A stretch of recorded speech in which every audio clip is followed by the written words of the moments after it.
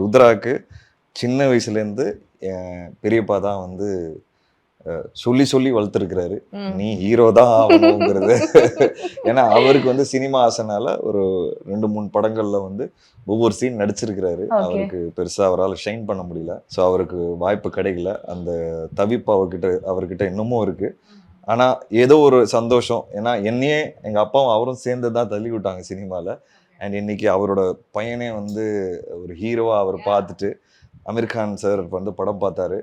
அப்போ பார்த்துட்டு அமீர் கான் சார் வந்து லைட்டா ஒரு கண் கலங்கினாரு. அண்ட் ரொம்ப நல்லா இருக்குன்னு சொல்லும்போது நான் லைட்டா ஓரமா பார்த்தேன். ருத்ராவோட அப்பா வந்து அப்படியே நல்ல கண் ஃபுல்லா அவருக்கு ஒரு மாதிரி டியர்ஸ் தொடச்சிட்டு இருக்காரு, யாருக்கும் தெரியக்கூடாதுன்னு.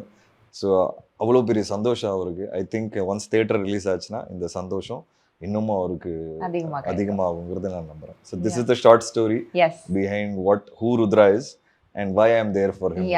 ஏன்னா நிறைய பேருக்கு நீங்க 2 பேரும் ஓன் பிரதர்ஸ் அப்படின்ற டவுட் இருந்துச்சு. அப்புறம் நீங்க லான்ச் பண்றீங்களா, இது வந்து என்ன அப்படின்னு ஒரு கன்ஃபியூஷன்ஸ் இருந்துச்சு. ஸோ அந்த கேள்விகளுக்கு எல்லாம் பதில் வந்து அண்ணா சொல்லியாச்சு.